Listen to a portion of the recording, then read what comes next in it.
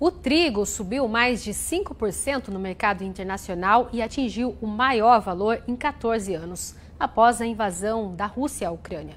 A guerra entre os países continua impactando no direcionamento do mercado agrícola e causa preocupação quanto à oferta do produto, já que os dois países são grandes exportadores de trigo. E nós vamos entender mais um pouco sobre este cenário com o analista da Safras e Mercado, Elcio Bento. Elcio, o mercado espera mais altas para os próximos dias? Como é que isso está no radar do mercado? Seja bem-vindo, boa tarde. Boa tarde, Flávia. Boa tarde a todos que acompanham o Mercado e Companhia.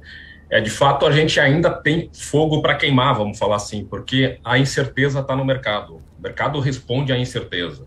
A gente já tem, como tu falaste aí, as maiores cotações desde março de 2008, quando foi a bolha das commodities, e é bem possível que nós tenhamos aquele patamar máximo que foi atingido naquela época, de 12,52, ultrapassado ainda este ano. Hoje está batendo 11 dólares por bushel no contrato spot. Saiu agora nesses feriados, nessa paralisação de carnaval que nós tivemos aqui, saiu de um patamar de 9 para 11. Então está subindo muito e os contratos hoje mais longos estão em limite de alta. Então sim, ainda tem espaço para subir porque o mercado está ainda em incerteza. Essa paralisação, só para a gente entender fundamentalmente o que acontece, essa paralisação, quer dizer, essa guerra, ela traz a paralisação, a incerteza do comércio nessas duas grandes exportadores. E a demanda tem que ser redirecionada. Tem uma demanda que está reduzindo, tende a ser reduzida de forma pontual, e tem a oferta que continua. A população continua consumindo trigo. Então, precisa ser direcionado essa demanda, e quando se direciona, por exemplo, para os Estados Unidos, que é um formador de preços,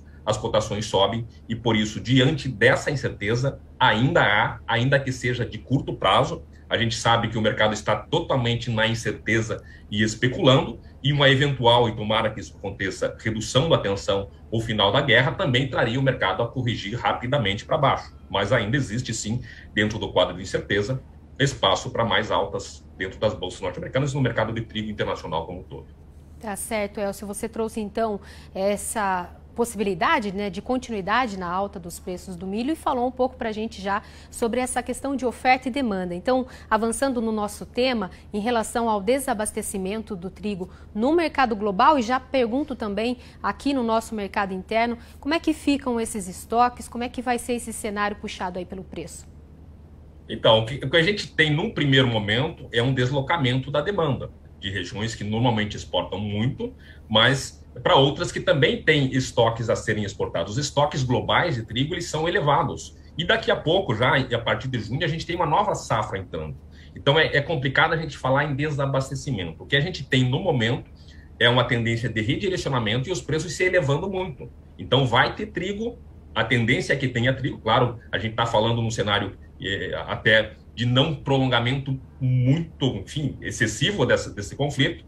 Tanto é que se a gente ver hoje os contratos mais longos de trigo negociado em Chicago já estão com cotações mais baixas. A alta é muito concentrada nos contratos mais curtos, o que mostra que o mercado está preocupado com esse momento atual. Não dá para falar em desabastecimento porque o mundo tem estoques e daqui a pouco a gente vai ter trigo entrando novamente no mercado. O que a gente sabe sim é que o mercado está especulando, os preços estão para cima e tem um motivo para ser especulado. Né, para essa especulação, porque são grandes exportadores que estão com dificuldade ou não vão ter acesso ao mercado internacional e tem sanções que podem vir e ainda complicar mais essa situação. E já estendendo, então, tu perguntaste sobre o nosso mercado interno, neste momento a gente tem um mercado que está bem abastecido.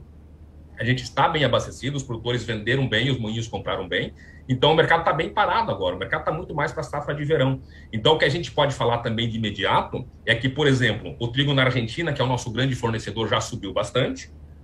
Se a gente comparar a chegada aqui na região de Curitiba, que é um grande comprador, por exemplo, a gente teria o trigo que estava chegando aqui antes do conflito a R$ 1.700, hoje está chegando a R$ 1.900. Isso permite também o produtor no mercado doméstico a elevar suas cotações. Então, as paridades de exportações, elas já se elevaram, não foi sentido muito ainda no nosso mercado, porque o mercado está bem abastecido. Mas esse repasse lá de fora, com certeza, chega aqui no nosso mercado, porque a gente é tomador de preço. O que acontece lá fora, pela paridade de importação, vai chegar aqui no nosso mercado interno. Tá certo, Elcio. O mercado está se baseando, claro, nessa crise, conforme o desenrolar dela é que os preços podem voltar a se normalizar, né? Agora, só pensando na outra ponta, você já falou que a gente aqui reflete os valores lá de fora, mas pensando no consumidor final, você acha que há tempo de os produtores terem que repassar isso para a prateleira do supermercado, como, por exemplo, o pãozinho ficar mais caro? O repasse vai chegar sempre na ponta final. A gente tem uma cadeia que é organizada e a partir do momento que as alternativas de abastecimento forem mais altas, o trigo ficar mais caro na ponta para o moinho comprar, ele vai repassar também essa margem, a sua margem para o consumidor final. É um produto básico, não tem como muito fugir muito, você pode buscar alternativas no arroz, enfim, outros derivados, mas é um consumo, enfim, é um produto que é consumido no dia a dia da população. Então, sim, tem uma tendência clara de repasse ao consumidor final. É interessante também a gente já ficar atento, porque a safra nova de trigo tem tudo para ser uma safra recorde. Só que isso, na verdade, em termos de abastecimento aqui no Brasil, só refletiria a partir lá de setembro, outubro. Mas a tendência desse repasse externo chegar, sim, ao consumidor final, ao pãozinho, enfim, os derivados de trigo aqui no Brasil. Tá certo, pode acontecer, né? Vamos analisar tudo por aqui. Obrigada, Elcio, pela sua contribuição com a gente aqui no Mercado e Companhia. Boa tarde. Boa tarde, Flávia. Até a próxima.